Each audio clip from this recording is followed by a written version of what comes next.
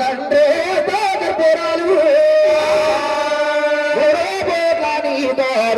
సామ్రాడు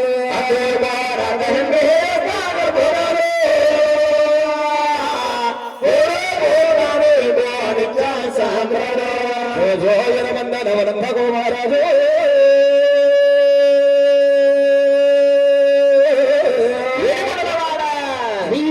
శరాసుని బాధించారు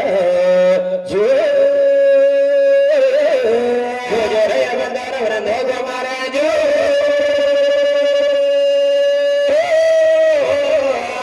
Shri వెంకటేశ్వరాజుని బాధించారా సన్నాలు Megha పల్లవులాజు